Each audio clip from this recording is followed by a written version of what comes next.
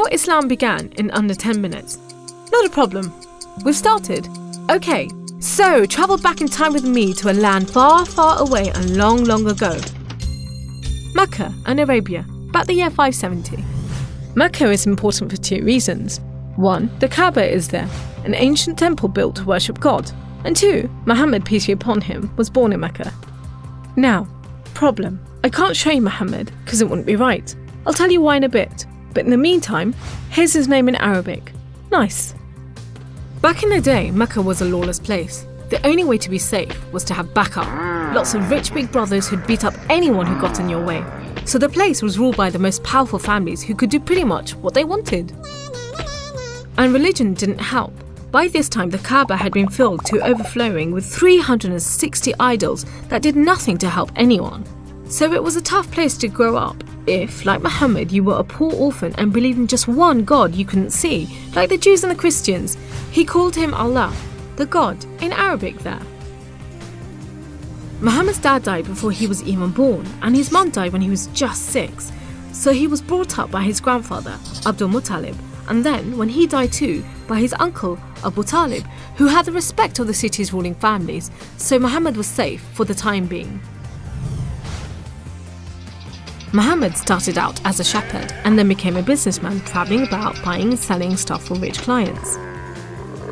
When he did some work for a rich widow called Khadija, she was so impressed by his honesty and skill that they ended up getting married, and for a while it looked like Muhammad was going places. Well, he was, but not how you think.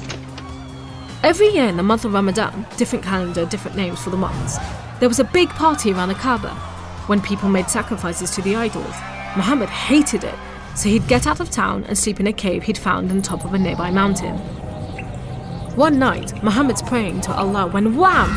There's the angel Jibreel, you might say Gabriel, standing right in front of him. Read, says the angel, but Muhammad couldn't read. No schools, you see. Jibreel keeps on at him. 3 times he says, read. Then he grabs hold of Muhammad and wham! Again, it's like Muhammad's learnt the words off by heart. So he recites the message out loud. Read in the name of your Lord, who created man from a drop of blood. Read, for your Lord is most generous. He who taught by the pen, taught man what he did not know. It was a message from Allah. God was speaking to him just like he'd spoken to the prophets in the Jewish and Christian holy books, which meant he was a prophet too. The messages continued for the rest of Muhammad's life. Allah gave him the words to say and the prophet recited them. The words were written down by his friends, and years later they were collected together and became the Muslim holy book, the Quran, which means recitation, because Muhammad recited it, you see? Anyway, that was much later, so back to the night of power. Muhammad tells his family, then his friends, and eventually everyone about Allah, that he's the one and only God, that he wants everyone to be treated fairly, and long story short, it didn't go down well with the ruling families of Mecca, who liked things just the way they were, thank you very much. You see, Islam means obedience to Allah, and Muslim means someone who obeys Allah, and the ruling families didn't want anyone obeying anyone else but them. So the people who believed in Muhammad's message, the Muslims, were given a hard time. Some were even tortured and killed. A few of them managed to escape to Abyssinia, Ethiopia. But most were stuck in Mecca. Muhammad also had to cope with the death of his wife, and then just a few weeks later, his uncle too. Feeling very down, he went to the Kaaba to pray to Allah one night. Then, the weirdest thing happened. Jibreel turns up, sits him on a winged horse called Al-Buraq and flies him all the way from Mecca to Jerusalem. He prays with all the prophets who have ever lived. Then, he's taken up to the heavens to chat with some of the prophets, and then into paradise itself, where Allah tells Muhammad to pray 5 times a day and to stay strong. He's returned to Jerusalem and then flies back to the Kaaba in Mecca. We call it the night journey, and Muslims still argue whether it was a real experience or a vision, but whatever, it gave Muhammad a much needed boost, and just as well, because there were more tough times ahead. So, there was this other city called Yathrib. The people there heard about Muhammad and his message and invited him and his followers to join them. A few at a time, the Muslims left Mecca and made a dangerous journey across the desert to Yathrib. It's known as a hijra, which means migration, like birds do. Muhammad and a few of his friends stayed in Mecca until everyone had got away and then made plans for their own escape. But the ruling families wanted to kill Muhammad while they still could, so 7 sons, one from each family, were sent in the middle of the night to stab the Prophet while he slept. But he was way ahead of them, and when they burst into the house, Muhammad was gone. Trackers were sent out to hunt him down. Muhammad and his best friend Abu Bakr took a roundabout route to try and shake off the pursuit, but the trackers were too good and slowly gained on them. So Muhammad and Abu Bakr hid in a cave and prayed that no one found them. The trackers found the cave all right, but they didn't bother going in to search. There was no way Muhammad could be inside, they thought.